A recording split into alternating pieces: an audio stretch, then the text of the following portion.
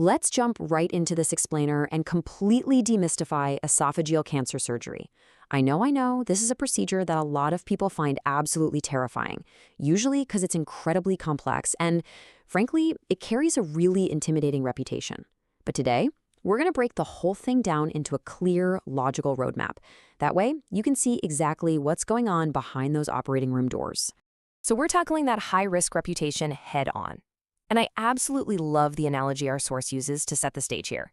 Think about the witch Saniba from the movie Spirited Away, right? Before you meet her, she seems terrifying, like the absolute worst. But once you actually get to know her, you realize, hey, the reality is way less scary. The exact same logic applies to this surgery. By understanding exactly what happens step by step, we completely strip away that gripping fear of the unknown. Okay, here's our surgical roadmap for today.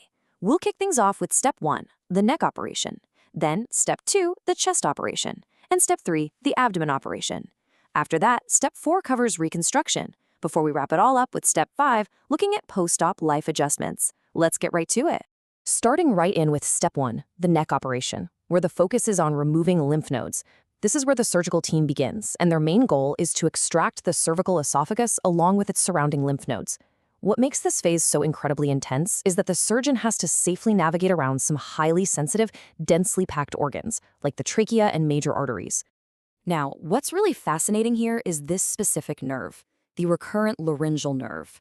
This fragile little nerve actually controls your vocal cords, and our source emphasizes that it is the absolute VIP keyword of the entire surgery. Why? Well, because the cancer frequently spreads to the lymph nodes that sit right next to it. And if this nerve gets stressed or damaged during surgery, the patient can end up with severe hoarseness, major swallowing issues, or if both nerves are paralyzed, even suffocation. Because the stakes with that nerve are just incredibly high, the surgeon has to operate with, painstaking care to clear out those lymph nodes without paralyzing the vocal cords. It requires such a light touch, literally described as having the gentleness of touching a newborn baby's cheek. It's only after those nodes are meticulously and safely cleared out that the surgeon actually makes the first cut to disconnect the esophagus up in the neck. All right, so with that highly delicate neck phase safely in the books, our surgical roadmap takes us deeper into the body, heading straight down into the chest. Welcome to step 2, the chest operation, which involves clearing the mediastinum. Down in the chest, the esophagus runs right through this tight tunnel made up of vital organs. The main goal here is exactly the same as in the neck: safely extract the cancerous section of the esophagus along with the nearby lymph nodes that might be hiding cancer cells. So a really crucial point is just understanding the neighborhood we're working in here. This area is packed with what our source playfully calls Shohei Ohtani level superstar organs. I mean, the heart, the lungs, the trachea, everybody knows them. But our hidden VIP from the neck, that recurrent laryngeal nerve, is present down here too. It might only have the obscure, everyday fame of a background character, like, say, Norisuke Fuguta from the anime Sazae-san, but make no mistake, protecting this nerve is still the absolute star of the show during this phase. And just like up in the neck, clearing out the lymph nodes around this crucial nerve in the chest requires immense delicacy.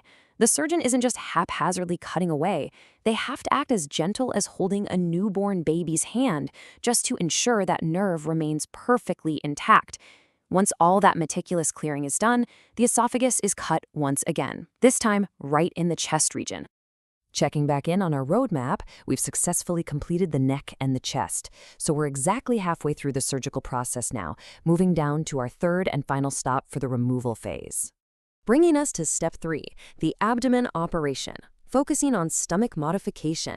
Down here, the surgical team completely shifts their focus to the stomach. Specifically, they have to clear out the dangerous lymph nodes surrounding it, because this is another prime area where the cancer easily spreads.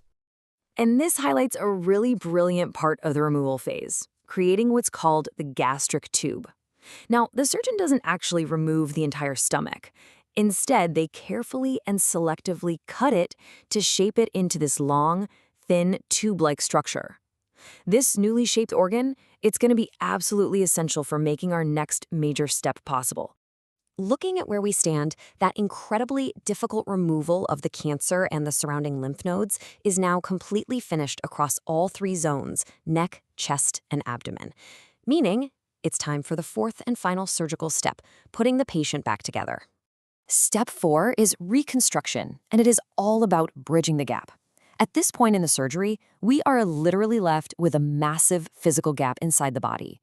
We've got a small remaining piece of the esophagus sitting way up in the neck, and our newly shaped tube-like stomach sitting way down in the abdomen. So how do they bridge that massive gap? The surgeon takes that newly created gastric tube and literally stretches it all the way up. In the standard method highlighted by our source, they pull this tube right up behind the breastbone and just stitch it directly to the remaining esophagus in the neck. It's amazing. The patient's internal plumbing has basically been completely rerouted. Which leads us to step 5, post-op life and new anatomy adjustments. With the physical surgery complete, let's take a look at what daily life, specifically eating, looks like moving forward, because it is absolutely crucial to understand that these organs, they aren't just going to magically grow back into their original pouch-like state over time. Because your stomach is no longer this large storage pouch and your digestion mechanics have totally changed, eating has to become a very conscious act. Food might actually temporarily pause at that new connection up in your neck, which can cause a bit of a choking sensation. And because your stomach is now just a narrow tube, you're going to feel full very quickly. Eating too fast? That can cause severe chest blockages or nausea. Plus, the reduced ability of your new stomach to mix food means indigestion or diarrhea are very real possibilities. Patients literally have to permanently adapt their eating habits to accommodate this entirely new anatomy. Now, explaining exactly how to practically adjust your daily diet, manage portion sizes, and rethink your entire approach to chewing, well, honestly, that would take about 500 hours. So we're keeping this explainer focused purely on demystifying the surgical roadmap itself. But don't worry at all, a dedicated deep dive focusing exclusively on how to manage post-op meals is coming very soon.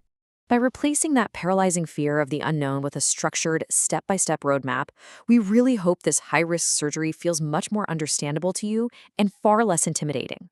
Be sure to subscribe so you don't miss our upcoming explainer on those post-op meals. And please, leave your thoughts on today's surgical breakdown in the comments below. So now that you know exactly how it works, does it still seem quite as scary?